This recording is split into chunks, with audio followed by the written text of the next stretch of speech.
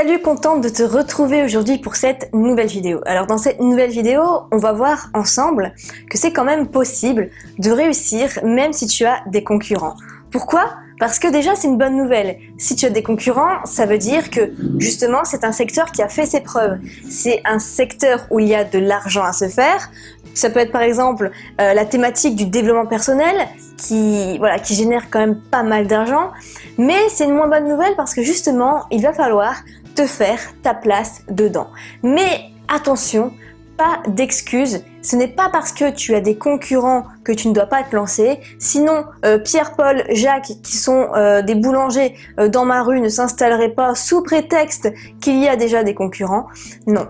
On va voir ensemble 4 astuces pour réussir quand même. C'est parti. Première astuce, c'est de te servir justement de tes concurrents pour toi gagner un temps fou. Je m'explique. Par exemple, tu veux te lancer dans la thématique pour, vendre de beaux fruits au marché, d'accord ? Tu veux installer ta petite épicerie de bio et tu veux vendre aussi sur internet, etc. des conseils, des e-books, des vidéos pour avoir vraiment, pour pouvoir avoir un beau jardin avec des légumes, ok ? Eh bien, tu vas rechercher les 3 concurrents dans ta thématique qui font la même chose. Alors que ce soit en vente réelle si tu as un petit magasin ou que ce soit bien sûr sur internet. Mais par exemple, cette personne-là veut se démarquer en vendant des produits d'information sur comment avoir de bons légumes sur internet. Donc il va chercher et il va remarquer qu'il y a 3 concurrents. Donc il a Michel, il a Bernard et il a Jean, d'accord ? Donc il va analyser comment les 3 vendent et qu'est-ce qui fonctionne le mieux. Peut-être que Michel c'est numéro 1 parce que justement il va vendre en vidéo plutôt qu'avec une page. Ça dépend les thématiques, c'est pour ça que je te dis pas que forcément c'est mieux de vendre en vidéo, ça dépend vraiment les thématiques. C'est pour ça que je te conseille vraiment d'analyser tes concurrents. Donc peut-être que Bernard, lui ce qui fonctionne super bien, c'est la façon d'écrire des articles, et peut-être que Jean, lui ce qui fonctionne super bien, c'est son rapport avec les clients. En fait, pas besoin forcément d'années de marketing pour comprendre ça, tu regardes ce que font tes concurrents, tu analyses et tu transposes à ta façon ce qui fonctionne le mieux. Donc ça peut être la façon de vendre, ça peut être les thèmes, les produits, quels sont les produits numériques qui fonctionnent le mieux chez tes concurrents. Et comme ça, tu vas gagner un temps fou au niveau de l'analyse de marché. Par exemple, moi je sais que pour ma chaîne pour les étudiants, j'étais persuadée que c'était la mémoire qui leur faisait défaut. J'étais prête à faire un produit là-dessus, mais avec les sondages, ça m'a pris du temps de construire une liste, faire le sondage, la technique, etc. J'ai remarqué que c'était plutôt le manque de temps. Donc, si quelqu'un après venait voir ce qui fonctionnait chez moi, il verra que ce qui fonctionne le plus, c'est mon produit sur 7 jours pour devenir organisé dans tes études.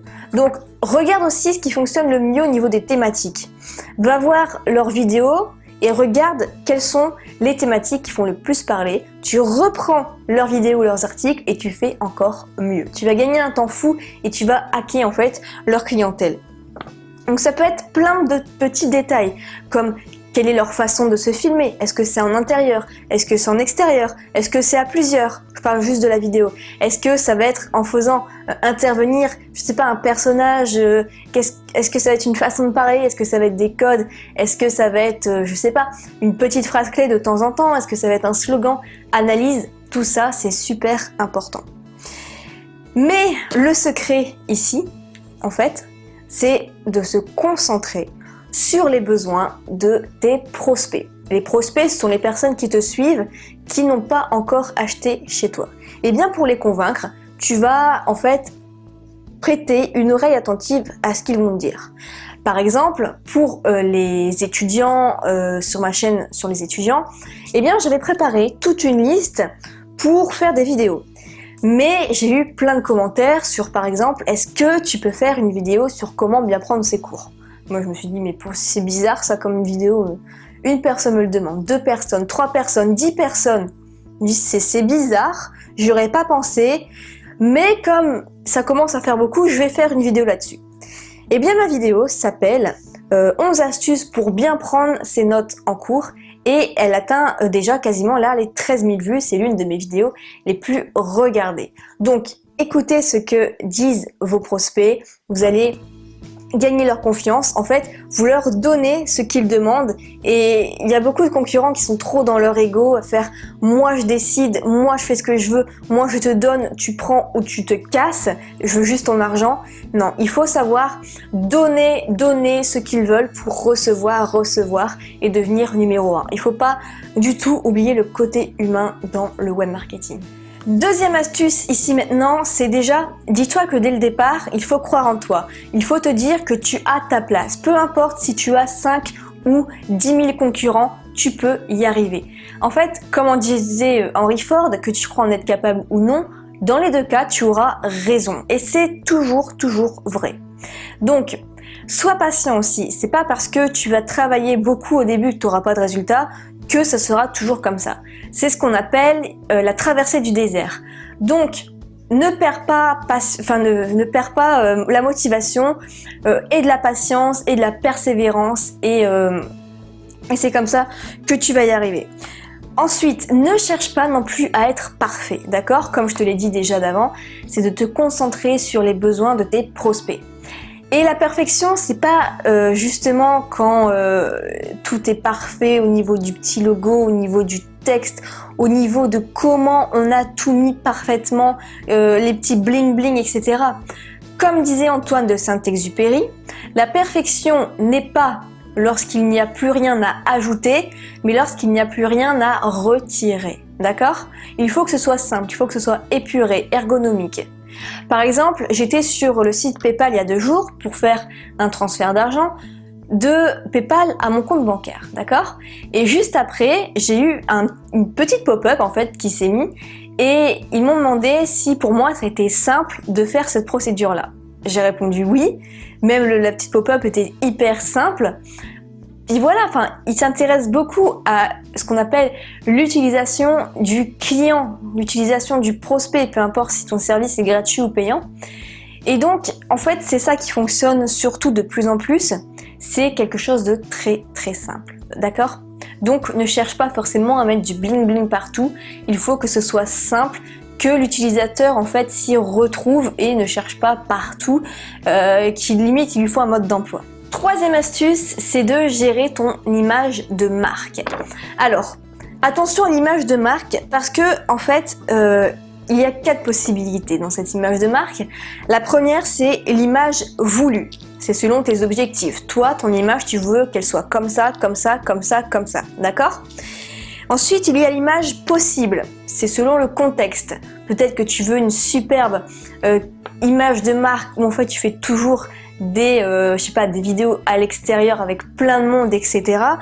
Mais que tu ne peux pas parce que n'y a pas forcément quelqu'un disponible pour te filmer, que la luminosité n'est pas toujours bien, en fait, que ce soit des choses que tu contrôles plus ou moins et qui ne soient pas toujours possibles par rapport à ce que tu voulais. Ensuite, il y a l'image projetée. En fait, c'est selon la publicité que tu en fais. Peut-être que tu voulais une image qui cartonne, mais t'as pas vraiment les moyens de faire beaucoup connaître ton image, ta marque, etc. Et enfin, il y a l'image perçue. C'est selon en fait les différences de la population. Peut-être qu'une personne qui est salariée ne verra pas pareil tes vidéos que si elle est au début d'une activité pour être entrepreneur, etc. Donc, aie toujours ça en tête. Et donc pour avoir une bonne image de marque sur internet, il faut qu'elle soit juste, c'est-à-dire crédible, pas que tu promets monts et merveilles alors que toi-même tu gagnes 10 € par mois. Alors par exemple, il y avait le logo de la SNCF qui disait la SNCF c'est possible. Alors que pendant l'hiver 86, eh bien, il y a eu de la neige et justement la SNCF ce n'était pas possible, donc ce n'était pas crédible. Donc fais attention vraiment à ton slogan, que ce soit crédible, à ton image. Ensuite, il faut que ton image, elle soit positive. Donc par exemple, la phrase « bouger avec la poste ». Bouger avec la poste. Ou par exemple ici, moi, il faudrait que j'évite comment ne pas devenir salarié, mais plutôt comment devenir entrepreneur. Vous voyez un peu l'idée. Et enfin, il faut qu'elle soit durable. Donc par exemple, on a le Crédit Agricole qui a le bon sens près de chez vous. D'accord, durable, il ne faut pas que ce soit quelque chose où par exemple on a une mise à jour ou une loi qui change tout. Et forcément original, d'accord? Donc, quatrième et dernière astuce maintenant, ça va être de bosser à 110% pour essayer d'avoir ta place parmi les concurrents.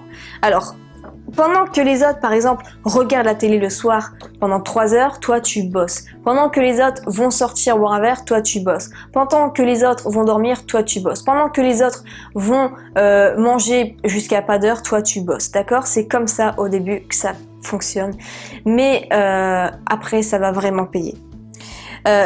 D'ailleurs, il y a l'histoire du colonel qui s'appelle Sander, qui avait une recette de poulet. En fait, il cherchait un moyen de gagner de l'argent, mais il a trouvé cette recette de poulet qui faisait toujours à sa famille, et il a voulu la commercialiser. Vous savez combien de fois on lui a dit non? 1009 fois.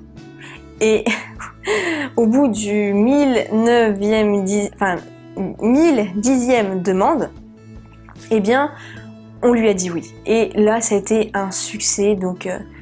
est-ce que vous êtes prêt à accepter d'avoir plus de 1000 noms? Je pense que c'est pas la peine. Même au bout de 3 noms, même au bout de 1 nom, beaucoup se découragent.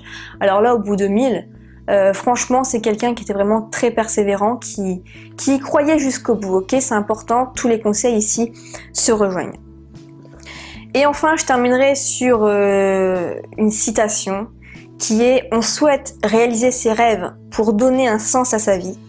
Mais ce qui compte le plus, c'est le genre de personne que l'on devient en les poursuivant. » C'est-à-dire que quel genre de personne tu vas devenir en faisant mieux que tes concurrents? Est-ce que tu vas devenir une personne qui a du courage, qui est humain avec ses clients, qui sait être à leurs écoutes, qui sait toujours quand même donner du temps pour sa famille? Ou est-ce que tu vas être une personne qui va devenir égoïste, qui va devenir, je sais pas, qui va penser qu'à l'argent, qui va que des trucs comme ça en fait.